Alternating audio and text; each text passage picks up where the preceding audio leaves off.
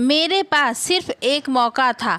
जब मैं जवान हुई तो मेरी माँ कहती थी, ऋचा तेरा सारा कयामत बनता जा रहा है, कुछ कर। और मैं कहती थी क्या करूं? यूं तो दुनिया की सारी माएँ अपनी बेटियों को खूबसूरत बनाना चाहती है, लेकिन मेरी माँ मुझे बदसूरत बनाने के तरीके आजमाती रहती है। मुझे जानबूझकर ढीले कपड़े पहनाती ताकि मैं मोटी लड़की नज़र आऊं। मेरे बाल ऐसे बनाती कि एक पल को भी झुकाना मुश्किल हो जाए। यहाँ तक कि कभी कभी मेरे मुंह पर लकड़ी की मल देती थी और कहती, आने जाने का तो सवाल ही पैदा नहीं होता था। मुझे उस वक्त उनकी इन हरकतों पर बहुत गुस्सा आता था, पर बाद में पता चला कि वो ठीक कर रही थी। अगर इसके साथ ही उस वक्त मेरी ज़िंदगी को भी ख़त्म कर देती तो शायद ये उनका मुझ पर सबसे बड़ा एहसान होता, क्योंकि मेरी सुंदरता ने मुझे कहीं का नहीं छोड़ा। यह मेरी कहानी है जिसे सुनकर शायद आप मुझसे और नफ़रत करने पर मजबूर हो जाएं। मैं रात को अपनी कोठरी में चुपचाप सो रही थी जब मुझे एक औरत जगाने आई और कहने लगी, चल मेरे साथ। मैंने उनकी शक्ल देखी और मुझे बहुत गुस्सा आया, पर मैंने खुद पर काबू किया और प्यार से कहा, मैं जेल में हूँ और मुझसे काम करवाने का आपको हक है, लेकिन आधी रात को आप मुझे क्यों जगाने आई हो? उसने कहा कि अभी तो सबसे ज़रूरी काम है। वो मुझे अपने साथ एक जगह ले गई जहां मुझे साफ सुथरा लिबास पहनाया गया, खुशबू लगाई गई और फिर उसने मुझे एक जेल के अंदर धक्का दे दिया। सामने का मंजर देखकर मैं हैरान रह गई। इंसान को सज़ा मिली हो वो तो उसके अपने किए की ही मिलती है, लेकिन ये तो सज़ा के ऊपर सज़ा थी। मैं बाहर निकलना चाहती थी, लेकिन यहाँ से कोई रास्ता बाहर नहीं जाता था। सुबह मेरी आँख खुली तो मैं अपनी कोठरी में थी और मेरी साथी मेरे पास बैठी मेरे पांव दबा रही थी। मैंने कहा कि क्या हुआ है? मुझे कुछ समझ नहीं आ रहा था। महसूस नहीं कर पा रही थी कि मेरे जिस्म के कौन से हिस्सों पर जख्म लगा है। उसने कहा कि तुम्हें जो हुआ है वो तुम्हें धीरे धीरे समझ आ जाएगा और उसकी आदत भी हो जाएगी। परेशान नहीं होना, हम सब हैं तुम्हारे साथ। तब तक तुम ये चीज़ अपने पास रखो। उसने मेरी हथेली पर फिटकिरी का एक टुकड़ा रख दिया और फिर उस फिटकिरी के एक टुकड़े से मैंने अपनी तकदीर कैसे बदली ये जानकर आप सब लोग हैरान रह जाएंगे। मैंने अमर नामक व्यक्ति से मोहब्बत की थी। वो एक बहुत अमीर आदमी था। उसके 4 भाई थे, 3 बहनें थीं और करोड़ों की जायदाद थी। हम लोगों को एक दूसरे से मोहब्बत हो गई। मुझे उसकी मोहब्बत से ज़्यादा और कुछ नहीं चाहिए था। मुझे अमीर होने का कोई शौक़ नहीं था। मेरा नाम माया है, मैं बहुत खूबसूरत थी। मैंने उससे कहा कि हम किसी जगह पर छोटा सा घर बनाकर रह लेंगे, बस जहां हम दोनों हो। उसने कहा कि तुमने करोड़पति शख्स से शादी की है और अब तुम छोटा सा घर बनाना चाहती हो। क्या हो गया है तुम्हें? मैं तुम्हें इस दुनिया की सारी खुशियां देना चाहता हूँ। हमारी शादी हो गई है। मैं उसके घर में चली गई और फिर जब उसने अपनी सारी जायदाद मेरे नाम करने का अनोखा फैसला किया तो उसके घरवाले भी इस फैसले के हक में थे। मैं हैरान थी कि वो इतने खुश क्यों हैं, पर मुझे क्या पता था कि उनके दिल में कुछ और ही चल रहा है। उन्होंने अमर को इस दुनिया से रवाना कर दिया और इल्ज़ाम मेरे सिर पर लगा दिया कि ये सारी जायदाद की मालकिन बन गई है, इसीलिए इसने अपने पति को रास्ते से हटा दिया है।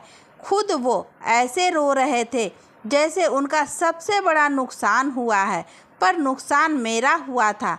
मैं अपनी बेगुनाही साबित कर पाई और मुझे जेल में भेज दिया गया, यानी कि सबसे बड़ी जेल में। मेरे ट्रायल हुए। मेरे पास बोलने के लिए कुछ भी नहीं था। मैं क्या बोलती? मैं अपने हक में कुछ न बोली, क्योंकि जो मेरा था वो तो ख़त्म हो चुका था। यहाँ पर आ गई और सोचा कि बाकी की ज़िंदगी इसी काल कोठरी में पड़े पड़े गुजार दूंगी। अब मेरे पास ना ही ज़िंदगी का कोई मकसद है और ना ही मेरा कोई इस दुनिया में है, क्योंकि मेरे माँ बाप तो पहले ही नहीं थे। बस एक अमर था जिसे मैंने अपना सब कुछ समझ लिया था। मेरे दिन यहीं पर गुजरने लगे। मैं किसी से जानती नहीं थी, ज़्यादा बात नहीं करती थी। यहाँ मुझे काफ़ी सारी औरतें देखने को मिली, अजीबोगरीब किस्म की, कुछ देखने में बहुत खतरनाक, कुछ मेरी तरह बेगुनाह, पर हम सब ही अपनी सज़ा काट रहे थे। सब ने मुझे कहा कि तू बड़ी खुशकिस्मत है, कम उम्र है, इतनी कम उम्र में इतना बड़ा जुर्म कैसे कर लिया। मैंने कहा कि जुर्म तो मेरा यही था कि मैं मोहब्बत कर बैठी थी। कुछ लोगों ने मुझे से हमदर्दी जताई और कुछ लोगों ने मुझसे बातें सुनाई, यहाँ तक कि मुझ पर हाथ भी उठाया। यहाँ भी सबका एक जैसा हाल था, फिर भी कोई किसी का दर्द नहीं समझता था। सब एक दूसरे पर अपने अपने नसीब का गुस्सा निकालते थे। मेरी साथी का नाम डॉली था, हम दोनों एक ही जेल में थे। उसने कहा कि यहाँ पर तो बहुत कुछ होता है, तो तुम्हें बर्दाश्त करना होगा, क्योंकि यह जेल है, स्वर्ग नहीं। मैंने कहा कि हमारे लिए तो हमारे घर भी स्वर्ग नहीं होते। अपने घरों में भी हम पर बुरी बुरी आफतें तोड़ दी जाती है, तो फिर यह तो जेल है। मुझे किसी से कोई उम्मीद नहीं है, लेकिन मुझे क्या पता था कि उसकी बात का मतलब कुछ और ही था। हम लोगों को दिन में बाहर छोड़ दिया जाता था, यानी कि एक बहुत बड़ी चार दीवारी थी, उसके अंदर हम लोग फिर सकते थे, काम वाम करते थे, खाना बनाते थे, सब्जियां काटते थे, सालन बनाते थे, जेल को साफ करते थे, कपड़े भी धोते थे। उसके बाद जब शाम होने लगती तो हमें कैद कर दिया जाता था। आज से सारे काम वाम खत्म करके बहुत थक गई थी और जाकर अपने बिस्तर पर लेट गई थी। थोड़ी देर के बाद मुझे जेल का दरवाज़ा खुलने की आवाज़ आई। मुझे इतनी सख्त नींद आ रही थी कि मैंने आवाज़ तो सुनी, पर मुझसे उठा नहीं जा रहा था। लेकिन थोड़ी देर के बाद ही एक पुलिस वाली औरत मेरे पाँव के पास बैठी मुझे जगाने लगी। मैंने कहा कि क्या बात है, क्या काम है आपको। उसने कहा कि तुम्हें मेरे साथ आना होगा, बड़ा ज़रूरी काम है। मैंने कहा कि क्यों, क्या मेरी मुलाकात आई है, पर मेरा तो इस दुनिया में कोई नहीं है। उसने कहा कि मुलाकात इस समय नहीं आती, बस तुम ये समझो कि है मुलाकात ही, लेकिन तुम्हें इससे बहुत फ़ायदा होगा। मैंने कहा कि क्या मतलब। वो मुझे अपने साथ ले जाने लगी। उसने कहा कि ज़्यादा सवाल मत करो, जितना कम बोलोगी उतना हम तुम्हारे लिए अच्छा होगा। और मुझे एक कमरे में ले गई। यह तो किसी का ऑफिस लगता था, शायद यहाँ के सुपरिटेंडेंट का कमरा था, लेकिन वो वहाँ मौजूद नहीं थी। उस औरत ने कहा कि ये कपड़े पकड़ो और पहन लो। मैंने उन कपड़ों को देखा। ये कपड़े तो बहुत खूबसूरत थे, रंगों से सजे हुए। मैंने कहा कि ये कपड़े मुझे इस समय क्यों पहनने को कह रही हो, क्या करना है। मैंने कपड़े पहनकर कहा। उसने कहा कि तुम मेरे सब्र का इम्तिहान मत लो। मैं तुम्हें कब से कह रही हूँ कि ज़्यादा सवाल मत करो। जाओ बाथरूम में मुंह हाथ भी धो लेना और ज़रा अपने आप को साफ सुथरा भी कर लेना। ये कपड़े भी पहन लेना। जो मैं कह रही हूँ वैसा ही करो, इसी से तुम्हारा फ़ायदा है। मुझे उसकी बात समझ नहीं आ रही थी, लेकिन मैं बाथरूम में गई। मैंने मुंह हाथ धोया, कपड़े बदले। उसने मुझे लगाने के लिए लिपस्टिक भी दी। मैंने कहा कि आखिर ये हो क्या रहा है। अब उसने मेरे मुंह पे थप्पड़ दे मारा और मैं हैरान रह गई। ये जेल थी, यहाँ पे कोई आपको प्यार से कुछ समझाने वाला नहीं था। अगर आप ज़्यादा सवाल करते तो यही होना था। अब तो मैं खामोश हो गई। वह मुझे सवार के एक दूसरे कमरे में ले गई। यह कमरा भी किसी के ऑफिस जैसा ही लग रहा था, लेकिन वह थोड़ा दूर था और इधर भी कोई मौजूद नहीं था। वह मुझे वहाँ पर छोड़ के खुद चली गई। मैं थोड़ी देर कुर्सी पे बैठी रही, इधर उधर देखती रही। फिर मुझे लगा कि इस कमरे में तो कोई आ ही नहीं रहा और मुझे यहाँ पर क्यों बिठाया है। मैं दरवाजे के पास गई कि यहाँ से निकल सकूँ, तो हैरान रह गई। दरवाज़ा तो बाहर से बंद था और इस कमरे के अंदर ही एक और दरवाज़ा था, जिसे मैं कब से बाथरूम समझ रही थी, लेकिन वह किसी और कमरे का दरवाज़ा था। वहाँ से एक शख्स इस कमरे में दाखिल हुआ और मुझे देखकर मेरी तारीफ करने लगा। मैं कोई छोटी कमसिन लड़की नहीं थी। मुझे समझ आ गया कि यहाँ पर क्या हो रहा है, लेकिन तब तक बहुत देर हो चुकी थी। सुबह हुई तो मैं अपनी कोठरी में थी और मेरी हालत बहुत बुरी थी। पहले तो मुझे अजीब सा महसूस हो रहा था, आँख ही नहीं खुल रही थी। ऐसा लगता था कि आधी नींद में हूँ, आधी जाग रही हूँ। फिर मेरी आँखों के सामने मंजर साफ हुआ तो डोली मेरे पास बैठी मेरी टांगें दबा रही थी और एक और औरत भी वहाँ पर मौजूद थी। यह वह समय था जिसमें हमें खोल दिया जाता था, इसलिए कोई भी अंदर आ सकता था। मैंने कहा कि क्या हुआ है मेरे साथ, मुझे कुछ याद नहीं आ रहा। उसने कहा कि चुप हो जाओ, बस खामोश रहो, जो हुआ है उसे याद मत करो। एक और औरत तो सिर पकड़े बैठी थी। उसने कहा कि तुझे क्या पड़ी थी अपने साथ ये सब करने की, कि तू इस जेल में आ गई। अपनी शक्ल देख, कितनी खूबसूरत है तू, और जो जितना खूबसूरत होता है ना, वो उतना ही बदनसीब होता है। अब हम सब भी तुझे मिल के बचा नहीं सकते, बस तुझे देख के अफसोस ही होगा। नहीं करना था ना वह सब, क्या अपने पति की जान ले ली। अरे पति जैसा भी हो वह पति होता है, चाहे वह आपको जानवरों की तरह भी दे, लेकिन अगर वह आपके साथ चल रहा हो तो कोई और आपका कुछ नहीं बिगाड़ सकता। और तूने जो करना ही सही ख़त्म कर दिया। क्या ज़रूरत थी तुझे यह सब करने की। अरे ऐसा भी क्या होता है कि एक औरत के घर तक चली जाए। एक औरत को इज्जत तक जाने की इजाज़त तो भगवान भी नहीं देता। मैंने चिल्ला कर कहा कि मैंने ऐसा कुछ नहीं किया, और जब मैं चिल्लाई तो मुझे मेरे पूरे वजूद में दर्द महसूस होने लगे। मैं दर्द से चिल्लाने लगी तो उस औरत ने मेरी हथेली पे फिटकरी का एक टुकड़ा रख दिया। मैंने कहा कि ये क्या है। उसने कहा कि ये काम आएगा, तेरे जख्मों के लिए है, इससे जख्मों को धो तो जख्म खराब नहीं होते, दर्द ख़त्म हो जाता है, कोई पीप वगैरह नहीं पड़ती, इन्फेक्शन नहीं होता है। इसलिए हम सब अपने पास एक एक फिटकरी का टुकड़ा रखते हैं।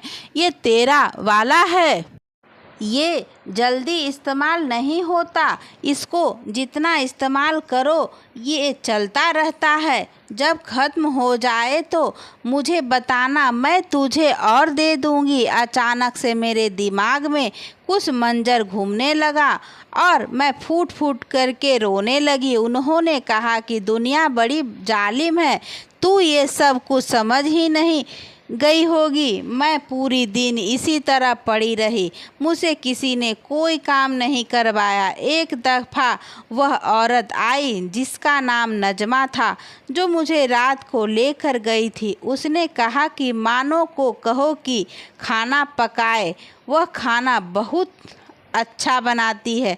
तो डोली ने कहा कि खाना इसी ने बनाया है, अभी खाना बना कर गई है और आराम कर रही है। उसने कहा कि आराम करने नहीं आए हो तुम लोग यहाँ पे, उसे कहो कि और कोई काम देख ले। दरअसल मैंने सुबह से कोई काम नहीं किया था। ये लोग मेरी हिफाजत कर रही थी, मेरे लिए झूठ बोल रही थी ताकि मैं आराम कर सकूं। मैं उस फिटकिरी के टुकड़े को हथेली में दबाए लेटी हुई कोठरी की छत को देख रही थी। मुझे अमर की बहुत याद आ रही थी। वह मेरा मुहाफिज था, मेरा हमसफ़र था, मेरा दोस्त था। हम लोग एक साथ पढ़ते थे। अगर आज वह मेरे साथ होता तो इस दुनिया की ज़रूरत कि ये मेरे साथ इतना बुरा करती, लेकिन वह तो इस दुनिया से चला गया। उसे तो इसके अपने ने इस दुनिया से भेज दिया और मुझ पे इतना बड़ा इल्ज़ाम लगा दिया।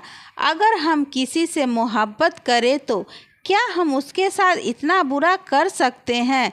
नहीं नहीं, हम तो उसकी एक नाराज़गी से भी डरते हैं, तो फिर उसकी ज़िंदगी ख़त्म करना तो बहुत दूर की बात है। मैं ये सोच भी कैसे सकती थी।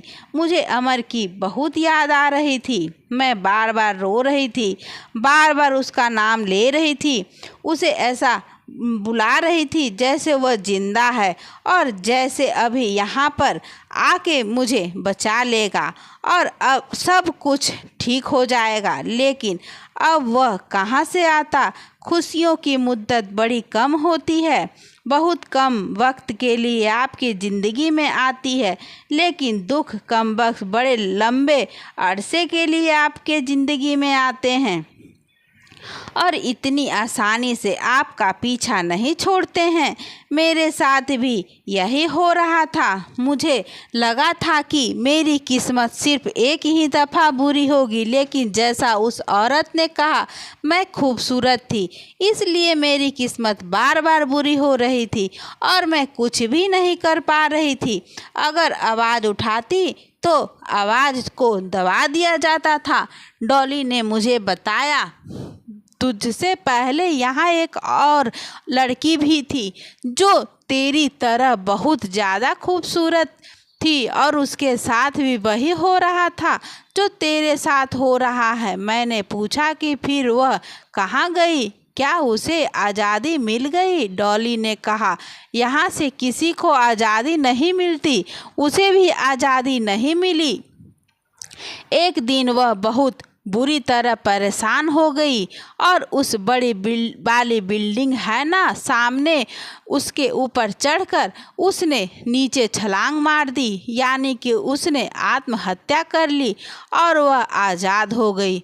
उसकी तकलीफ़ ख़त्म हो गई। मैंने कहा, डॉली तुझे क्या लगता है कि जब तक इंसान मरता नहीं है उसकी तकलीफ़ ख़त्म नहीं होती? वह कहने लगी, हाँ, मुझे तो यही लगता है। मैं उसकी तरफ हैरान होकर देख रही थी और सोच रही थी। फिर मुझे वह आदमी याद आया जिसकी वजह से ये सब कुछ हो रहा था। वह इस पूरी जेल का हेड था। एक लंबे कद का आदमी था। शक्ल से ही ऐसा लगता था न जाने कितने लोगों की बद्दुआएं ले चुका है। मैंने डॉली से पूछा कि ये सब कब से चल रहा है? उसने कहा, बहुत अरसे से। यहाँ पर जो भी खूबसूरत लड़की आती है उसके साथ ही सब कुछ होता है। ये शख्स इस जेल का फिरौन बना हुआ है।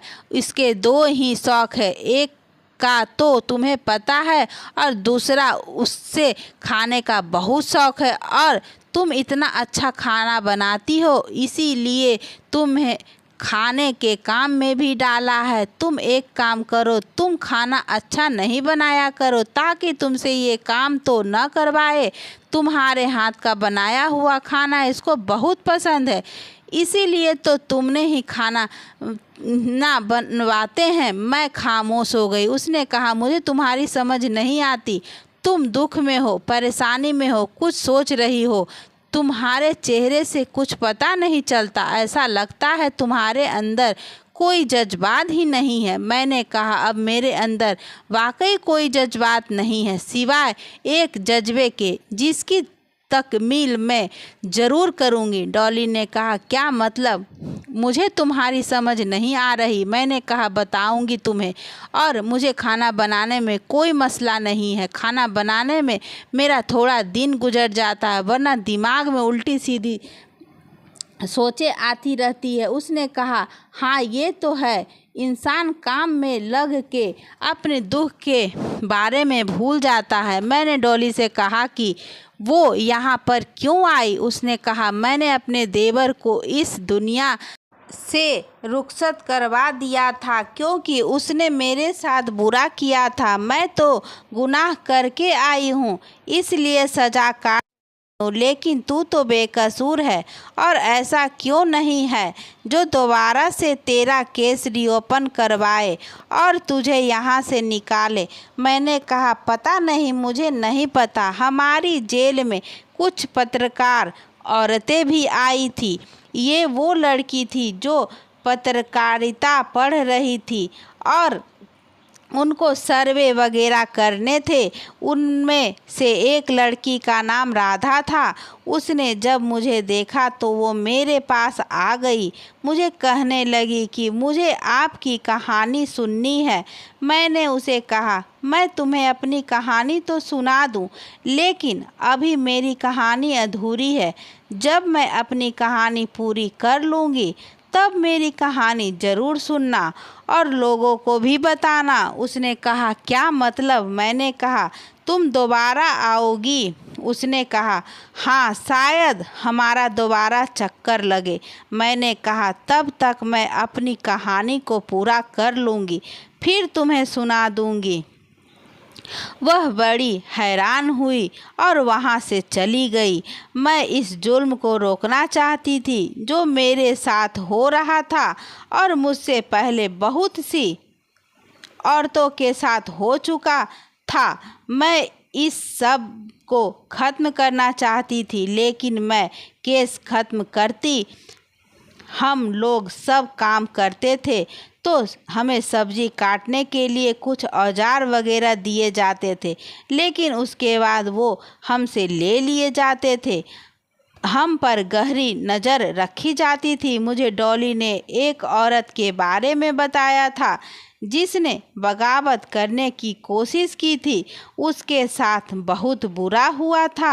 अभी भी सब उसको याद करते हैं। तुम जो इस तरह खामोश बैठी रहती हो, कभी कभी मुझे लगता है कि तुम्हारे दिमाग में भी इस तरह की बातें आती है, पर ऐसा कुछ भी करने के बारे में सोचना नहीं। हम लोग बहुत बेबस हैं, मजबूर हैं। मैंने कहा, हाँ, मेरे पास भी है।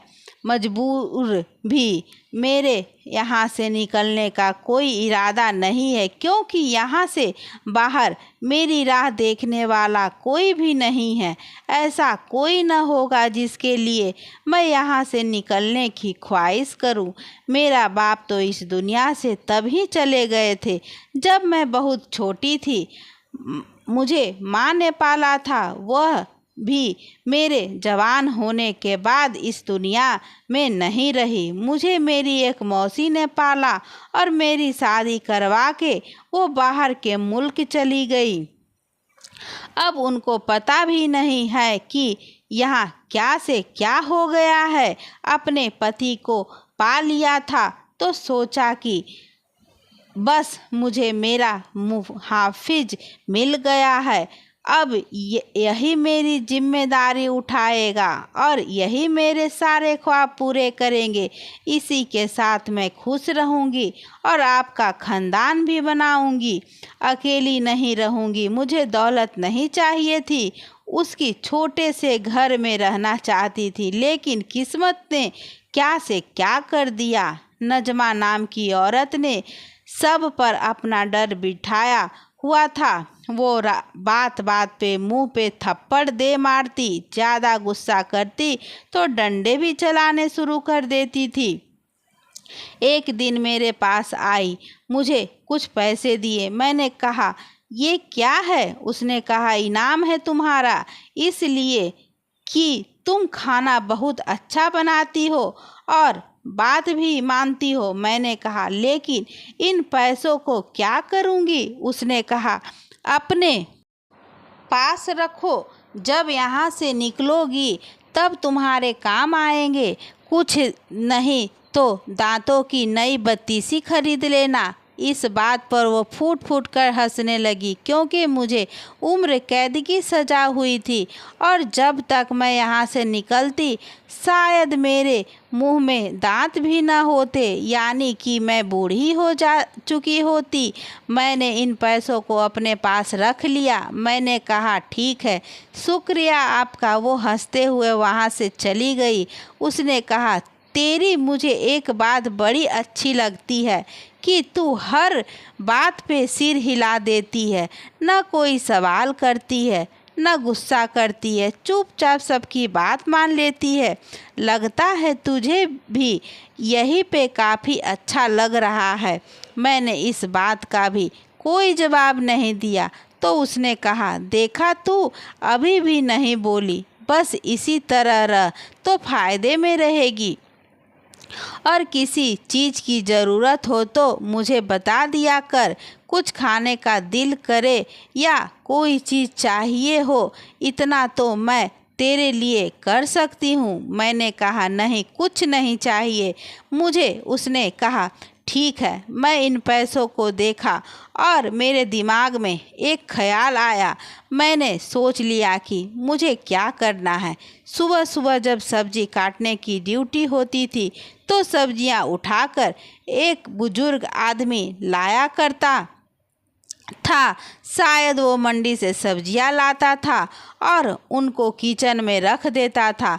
मैंने उसे वो पैसे दिए और उससे एक चीज़ मंगवाई। उसने कहा, हाँ बेटा, ये चीज़ तो इधर सब लोग ही मंगवाते हैं। फिटकीरी चाहिए ना तुम्हें? मैंने कहा, जी फिटकीरी चाहिए, लेकिन काफ़ी सारी चाहिए। उसने कहा, फिक्र नहीं करो, ले आऊँगा तुम्हारे लिए और किसी को पता भी नहीं चलेगा। वो मेरे लिए काफ़ी सारी फिटकीरी ले आया। डॉली ने देख ली। उसने कहा, ये क्या? मैंने कहा, तुमने तो कहा था कि ये बहुत काम आती है। उसने कहा, हाँ है तो ऐसा ही। अब मैं रोज़ उस जेलर के लिए खाना बनाती थी, बहुत अच्छा खाना। उसके लिए अलग से खाना बनता था। उसमें देसी घी, देसी मुर्गा और अच्छी अच्छी चीज़ें डाली जाती थी। उसके खाने के अंदर बिल्कुल भी शोरबा नहीं होता था। वो कहता था कि मुझे भुने हुए गोश्त और खाने बना के दिए जाए। अब तो मेरे हाथ के खाने के अलावा उसे कोई खाना जचता ही नहीं था। एक दिन रात हुई और मैं चांद की तरफ देख रही थी। सोच रही थी कि जो चाल मैं चली हूँ, अगर आज कामयाब होगी तो इसका मतलब कि आगे भी मैं ही कामयाब रहूँगी। बार बार दरवाजे की तरफ देख रही थी। डॉली ने कहा, क्या हो गया है तुझे? नींद नहीं आ रही? मैंने कहा, वो अभी आती होगी ना, वही नजमा मुझे बुलाने के लिए। डॉली ने कहा, तू क्या उसका इंतज़ार कर रही है? पागल हो गई है क्या? नहीं आती तो ना आए, तू सो जा। मैंने कहा, वो तो रोज़ आती है तो आज भी आएगी। मैं सो जाऊंगी तो फिर आके मेरी नींद खराब करेगी। इससे अच्छा है ना कि मैं जागती ही रहूं। डॉली ने कहा, मुझे तो बिल्कुल तेरी किसी बात की समझ नहीं आती। तू खुद सोच रही है कि वो तुझे लेने के लिए आएगी। अरे शुक्र कर। मैंने कहा, तुम नहीं समझोगी, लेकिन मैं काफ़ी देर तक इंतज़ार करती रही। नजमा नहीं आई, अगले दिन भी नहीं आई और उससे अगले दिन भी नहीं आई।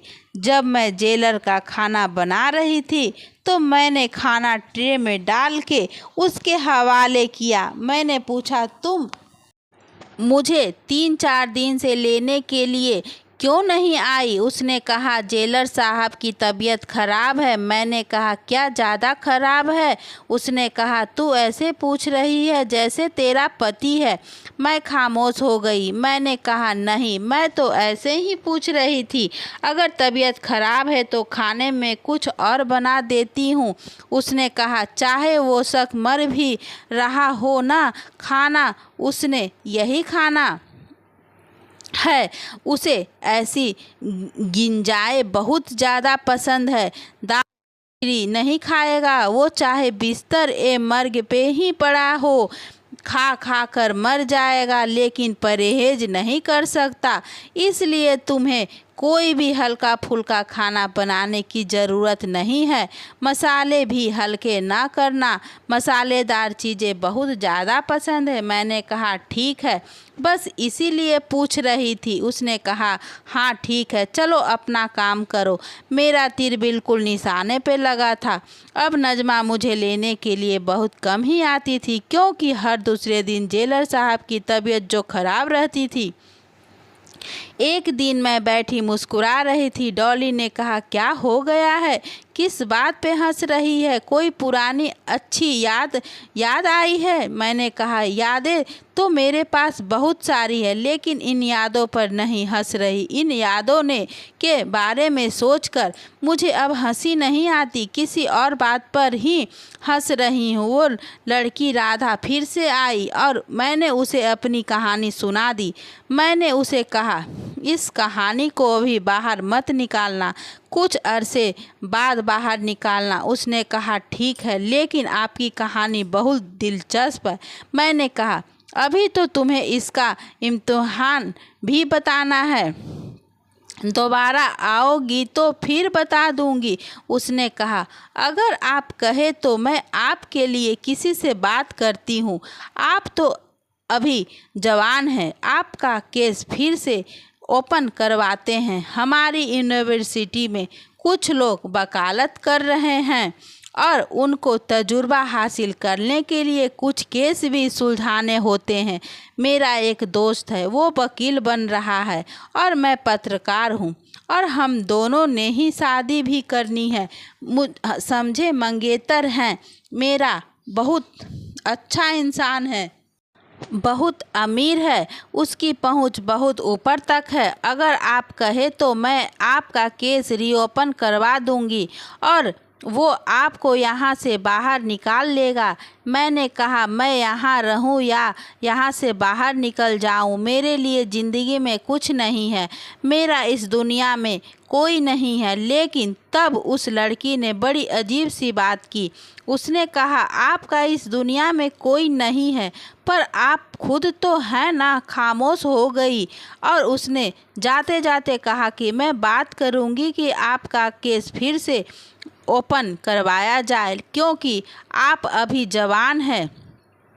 इसकी बातों से मुझे एक उम्मीद तो मिली थी, लेकिन मुझे नहीं लगता था कि मेरे लिए इतनी जल्दी आसानी होगी। वक्त इसी तरह गुजर रहा था। हफ्ते गुजर रहे थे। एक दिन तो नजमा ने मुझे कहा कि आज खाना न बनाना साहब के लिए। मैंने कहा, क्यों? कहने लगी कि वो छुट्टी पर चले गए हैं, उनकी तबीयत कुछ ज़्यादा ही खराब हो रही थी, तो अपने घर वालों के पास चले गए हैं। 2-3 दिन तक आराम करेंगे, फिर वापस आएंगे। जब जेल में जेलर साहब नहीं थे तो जेल का माहौल कुछ अलग ही होता था। कोई किसी से डरता नहीं था और सब अपनी मर्जी से इधर उधर फिरते रहते थे। नजमा से फिर भी डर होता था, लेकिन वो पूरा दिन हमारे सिर पर नहीं मंडराती थी।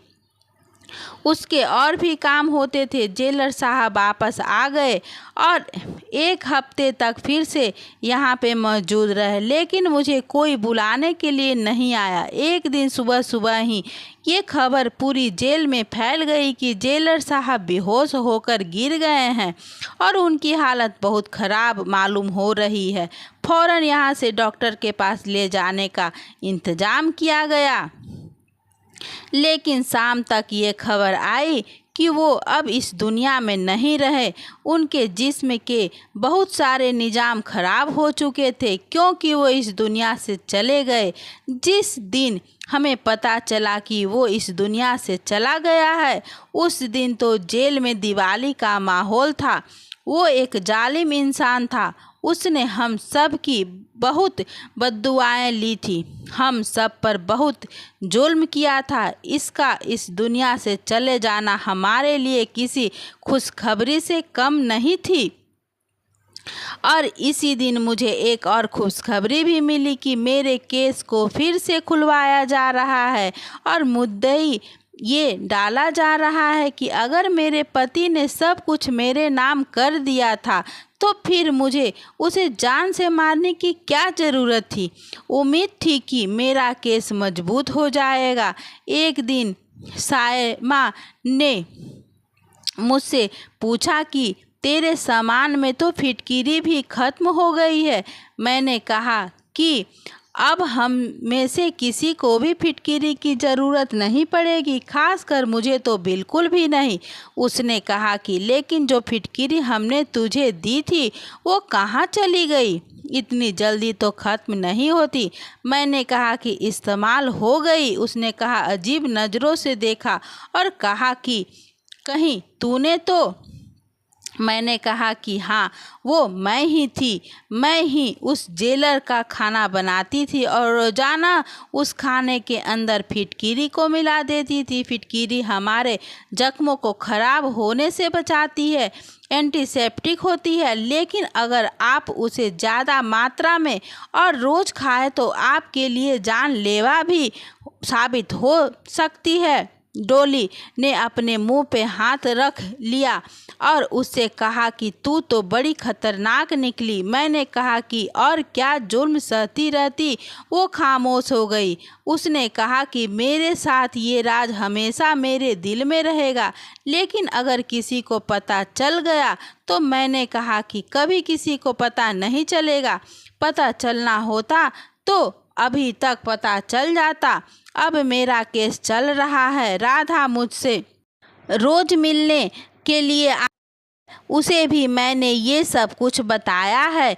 वो बहुत हैरान होती है लेकिन मेरी तारीफ़ भी करती है। कहती है कि जुल्म को ख़त्म करने के लिए किसी न किसी को तो कदम उठाना ही पड़ता है।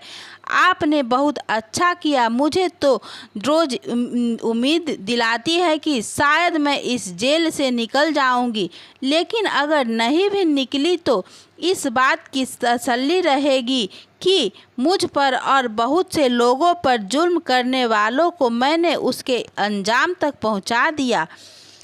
आप लोग भी बताएं कि क्या मैंने ठीक किया। धन्यवाद दोस्तों।